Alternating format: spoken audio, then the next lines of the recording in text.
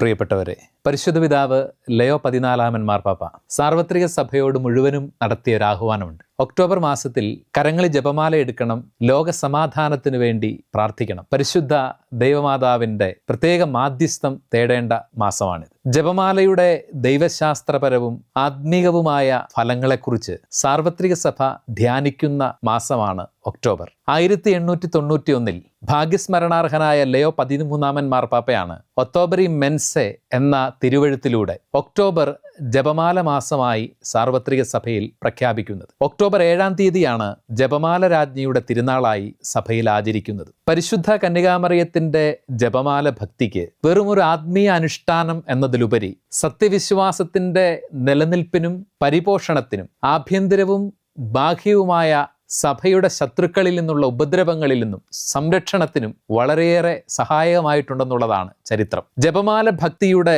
പ്രചാരത്തിന്റെ പിറകിൽ 2 ചരിത്രപരമായ സംഭവങ്ങളുണ്ട്. അതിൽ ആദ്യത്തേത് ആൽബിജനീസം എന്ന് പറയുന്ന പാഷണ്ഡതയുമായി ബന്ധപ്പെട്ടാണ്. 1200-കൾ മുതൽ തെക്കൻ ഫ്രാൻസിനെ മുഴുവൻ പിടികൂടിയ, ഇറ്റലിയിലേക്ക് കൂടി വ്യാപിച്ച, സഭയിലൊരു വലിയ വിഭജനത്തിനും ഭിന്നതയ്ക്കും കാരണമായ അബദ്ധ സിദ്ധാന്തമായിരുന്നു കർത്താസിസം അഥവാ ആൽബിജനീനിസം എന്ന് പറയുന്ന പാഷണ്ഡത. ഈ പാഷണ്ഡത ഏറ്റവും മാരകമാക്കി മാറ്റിയത് അത് കർത്താവിശ്വ മിശിഹായുടെ മനുഷ്യാവതാരവും പീഡാസഹനവും മരണവും ഉത്ഥാനവുമെല്ലാം ഒരു ഇല്യൂഷനാണ്, മായക്കാഴ്ചയാണ് എന്ന് പഠിപ്പിച്ചു എന്നുള്ളതാണ്. പദാർത്ഥ ലോകത്തെ മുഴുവൻ തിന്മയായി കണ്ടിരുന്ന ഈ പാഷണ്ഡതവാദികൾ അതുകൊണ്ട് തന്നെ ദൈവത്തിനൊരിക്കലും മനുഷ്യരൂപം സ്വീകരിക്കാൻ സാധിക്കുകയില്ല എന്ന് പഠിപ്പിച്ചുകൊണ്ട് മിശിഹാ രഹസ്യങ്ങളെ മുഴുവൻ നിഷേധിക്കുന്നതിലേക്ക്, പരിശുദ്ധ ത്രിത്വത്തെ തന്നെ നിഷേധിക്കുന്നതിലേക്ക് എത്തുകയാണ് ചെയ്തത്. വളരെ അക്രമോത്സുകരായി തങ്ങൾക്ക് എതിര് നിൽക്കുന്നവരെയൊക്കെ തിരസ്കരിക്കുകയും തങ്ങളുടെ അടുത്തേക്ക് സത്യവിശ്വാസം പ്രഘോഷിക്കാൻ അയക്കുന്നവരെ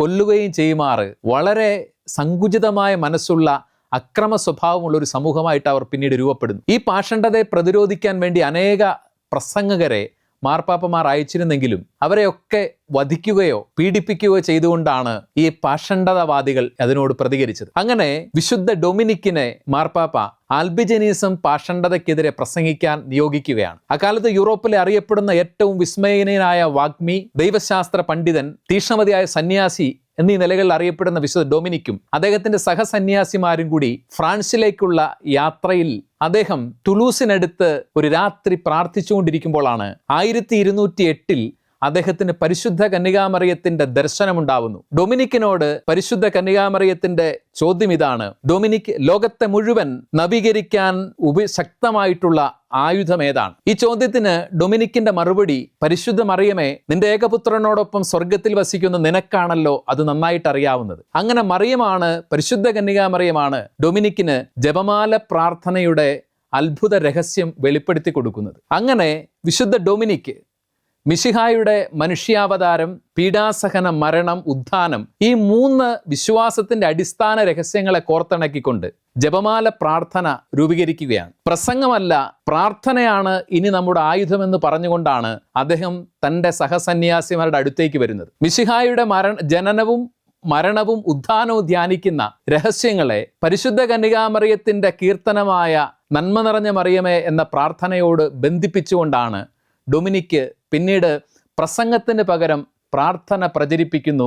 ആൽബിജനീസം പാഷണ്ഡത കീഴടക്കിയ പ്രദേശങ്ങളിൽ അത്ഭുതകരമായിരുന്നു മാറ്റം. മിശിഹായുടെ മനുഷ്യാവതാരത്തെയും മരണത്തെയും ഉത്ഥാനത്തെയും നിഷേധിച്ച അതേ മാരകമായ പാഷണ്ഡതയെ, അതൊക്കെയും രക്ഷാകര രഹസ്യങ്ങളെ ഏറ്റുപറയുന്ന പ്രാർത്ഥന കൊണ്ട് കീഴടക്കപ്പെട്ടതിൻ്റെ ചരിത്രമാണ് യൂറോപ്പിന് പറയാനുള്ളത്. അങ്ങനെ സഭയുടെ ഉള്ളിൽ രൂപപ്പെട്ട വലിയൊരു ഭിന്നതയെ, മാരകമായ ഒരു പാഷണ്ഡതയെ പരിശുദ്ധ കന്യകാമറിയത്തിൻ്റെ മാധ്യസ്ഥത്തിലൂടെ, മിശിഹാ രഹസ്യങ്ങളുടെ ധ്യാനത്തിലൂടെയാണ് മധ്യകാലഘട്ടത്തിലെ സഭ മറികടന്നത്. ജോൺ പോൾ 2 മാർപ്പാപ്പയാണ് ജപമാല പ്രാർത്ഥനയെക്കുറിച്ച് ഇങ്ങനെ പറയുന്നത്: മറിയത്തോടൊപ്പമുള്ള മിശിഹായുടെ തിരുമുഖത്തിന്റെ ധ്യാനമാണ് ജപമാല എന്ന്. പരിശുദ്ധ കന്യകാമറിയത്തോട് ചേർന്ന് രക്ഷാകര രഹസ്യങ്ങളെ, മിശിഹായുടെ മനുഷ്യാവതാരവും അവിടുത്തെ പീഡാസഹനവും മരണവും ഉത്ഥാനവും ധ്യാനിക്കുകയും ഏറ്റുപറയുകയും മിശിഹാ സത്യമായും മനുഷ്യനായെന്നും അവൻ മനുഷ്യനു വേണ്ടി പീഡകളെ അനുഭവിച്ച് കുരിശിൽ മരിച്ചുവെന്നും 3-ാം ദിവസം അവൻ ഉത്ഥാനം ചെയ്തുവെന്നുള്ള വിശ്വാസത്തിൻ്റെ അടിസ്ഥാന രഹസ്യങ്ങളെ ഏറ്റവും ഫലപ്രദമായി പ്രാർത്ഥിച്ച് നടത്തുന്ന പ്രഘോഷണമായിട്ട്, സാധാരണക്കാരുടെ പ്രാർത്ഥനയായിട്ട്, വിശ്വാസത്തിൻ്റെ ഏറ്റവും വലിയ കവചമായിട്ട് അങ്ങനെയാണ് ജപമാല മാറുന്നത്. സഭ ഈ കാലത്ത് പലവിധ ആഭ്യന്തരമായ തെറ്റായ പഠനങ്ങളെ നേരിടുന്നുണ്ട്. സത്യവിശ്വാസത്തിൽ കലർപ്പ് വരുന്ന അനേക പ്രബോധനങ്ങൾ ഈ കാലഘട്ടത്തിൽ ഉടലെടുക്കുന്നുണ്ട്. ഉള്ളിൽ അനൈക്യവും ഭിന്നതയും വളരുന്നുണ്ട്. ചരിത്രം തരുന്ന നല്ലൊരു പാഠമാണ് മിശിഹായുടെ തിരുമുഖത്തെ മറിയത്തോടൊപ്പം ധ്യാനിക്കുന്ന ജപമാലയ്ക്ക് ഈ കാലത്തെ ആഭ്യന്തര കലഹങ്ങളിൽ നിന്നോ പാഷണ്ഡതകളുടെയോ തെറ്റായ പഠനങ്ങളുടെയോ കടന്നുകയറ്റത്തിൽ നിന്നോ സത്യവിശ്വാസത്തെ സംരക്ഷിക്കാനുള്ള മനോഹരമായ ഒരു ശക്തിയുണ്ട്. ജപമാലയുടെ ഫലപ്രാപ്തിയെക്കുറിച്ചുള്ള രണ്ടാമത്തെ ചരിത്ര സംഭവം 1571 ഒക്ടോബർ 7 ലെപ്പാന്തോ കടലിടുക്കിൽ നടന്ന ലോക ചരിത്രം കണ്ട ഏറ്റവും വലിയ നാവിക യുദ്ധം നടത്തിയതിൽ തുർക്കി സൈന്യത്തോട് ക്രൈസ്തവ സൈന്യം നേടിയ വിജയമാണ്. ഓസ്ട്രിയൻ രാജകുമാരനായ ജോൺ ഡുവാന്റെ നേതൃത്വത്തിലുള്ള ക്രൈസ്തവ സൈന്യം വെറും 65 പടക്കപ്പലുകൾ ഉണ്ടായിരുന്ന സൈന്യം 275ഓളം പടക്കപ്പലുകൾ ഉണ്ടായിരുന്ന തുർക്കി സൈന്യത്തിന്റെ മേൽ നേടിയ ഐതിഹാസികമായ വിജയമാണ് ലെപ്പാന്തോ കടലിടുക്കിൽ നേടിയ വിജയം. ആ വിജയത്തിന്റെ നിത്യസ്മാരകമായിട്ടാണ്, ഓർമ്മയായിട്ടാണ് ക്രിസ്ത്യാനികളുടെ സഹായമായ മറിയമേ എന്ന പ്രാർത്ഥന ലുത്തനിയയിൽ കൂട്ടിച്ചേർക്കുന്നത്. ലെപ്പാന്തോ കടലിടുക്കിൽ കാറ്റും കാലാവസ്ഥയും പ്രതികൂലമായി ഏത് നിമിഷവും മഹാഭൂരിപക്ഷം വരുന്ന ഈ തുർക്കി സൈന്യത്തിന്റെ കയ്യിൽ തങ്ങൾ ഇല്ലായ്മ ചെയ്യപ്പെടും എന്നുള്ള വിപൽസന്ധിയിലാണ് മറിയത്തെ അവർ വിളിച്ചപേക്ഷിക്കുന്നത്. മേരി ഔക്സീലിയും ക്രിസ്ത്യനോരും, മറിയമേ ക്രിസ്ത്യാനികളുടെ സഹായമേ. കരങ്ങളിൽ ജപമാലയെടുത്ത് ക്രൈസ്തവ ലോകം നടത്തിയ മധ്യസ്ഥാപേക്ഷയുടെ അത്ഭുതകരമായ ഫലത്തിലാണ് കാറ്റും കടലും അനുകൂലമാവുകയും 1571 ഒക്ടോബർ 7 ആ കടലിടുക്കിൽ ഐതിഹാസികമായൊരു വിജയം ക്രൈസ്തവ സൈന്യം നേടുകയും ചെയ്യുന്നത്. ഈ വിജയം നേടിയ പോരാളികൾ യുദ്ധത്തിന് ശേഷം നേരെ പോകുന്നത് ലൊറേറ്റോ എന്ന് പറയുന്ന മരിയൻ തീർത്ഥാടന കേന്ദ്രത്തിലേക്കാണ്. കടൽ തീരത്തുള്ള ആ തീർത്ഥാടന ദേവാലയത്തിലേക്ക് ഇങ്ങനെ നിലവിളിച്ചുകൊണ്ടാണ് ആ പട്ടാളക്കാർ കടന്നു ചെന്നത്. മേരി ഔക്സീലിയം ക്രിസ്ത്യനോരും, ക്രിസ്ത്യാനികളുടെ സഹായമായ മറിയമേ. ചരിത്രത്തിൽ മറിയം എല്ലാ കാലത്തും ക്രിസ്ത്യാനികളുടെ സഹായമാണ്. യേശുവിൻ്റെ മരണശേഷം അവൻ്റെ ശിഷ്യരെ ഒരുമിപ്പിച്ചു കൂട്ടി പെന്തക്കുസ്തായുടെ അഗ്നിസ്നാനത്തോളം അവരെ ചേർത്ത് നിർത്തിയ ആ സമയം മുതൽ അവൾ ക്രിസ്ത്യാനികളുടെ സഹായമാണ്. എവിടെയൊക്കെ ക്രിസ്തുവിൻ്റെ സഭ കഠിന പീഡനങ്ങളിലൂടെ കടന്നു പോകുന്നോ അവിടെ മറിയത്തിൻ്റെ അത്ഭുതകരമായ മാധ്യസ്ഥത്തിന് പ്രസക്തിയുണ്ട്, ശക്തിയുണ്ട്. ലോകം മുഴുവൻ ക്രൈസ്തവ സമൂഹം പലവിധത്തിൽ പീഡിപ്പിക്കപ്പെടുന്നുണ്ട്. അനേക രാജ്യങ്ങളിൽ ക്രൈസ്തവരുടെ രക്തം വീണ് ചോരപ്പുഴകൾ ഒഴുകുന്നുണ്ട്. അവകാശങ്ങൾക്ക് വേണ്ടി സംസാരിക്കാൻ ആരുമില്ലാത്തവരുണ്ട്. നൈജീരിയയിൽ, നഗോർണോ കാരബാക്കിൽ, ഇറാഖിലും സിറിയയിലും ഇങ്ങനെ അനവധി രാജ്യങ്ങളിൽ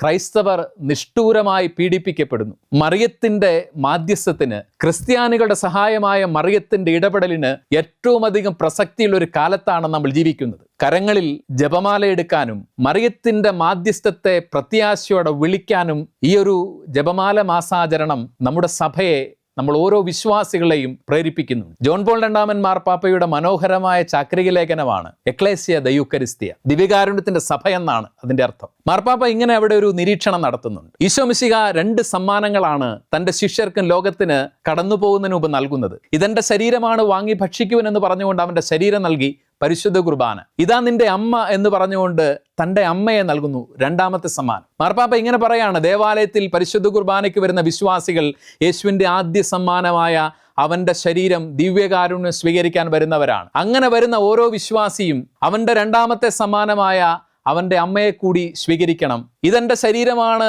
വാങ്ങി ഭക്ഷിക്കുവനെന്ന് പറഞ്ഞവൻ തന്നെയാണ് ഇത് നിന്റെ അമ്മ എന്ന് പറഞ്ഞ് അവൻ്റെ അമ്മയെ സമ്മാനമായി നൽകിയത്. മാർപ്പാപ്പയുടെ വാക്കുകൾ ഇങ്ങനെയാണ്: please permit me to accompany you. നിങ്ങളുടെ കൂടെ വരാൻ മറിയത്തെ അനുവദിക്കണം. ലയോ 14 മാർപ്പാപ്പ സമകാലിക സഭയോട് പറയുന്നത് തന്നെയാണ്, please permit me to accompany you. കൂടെ വരാൻ. ഉള്ളിലെ അനൈക്യങ്ങളും ഭിന്നതകളും അബദ്ധ സിദ്ധാന്തങ്ങളും മൂലം സത്യവിശ്വാസം പരീക്ഷിക്കപ്പെടുന്ന കാലത്ത് please permit me to accompany U.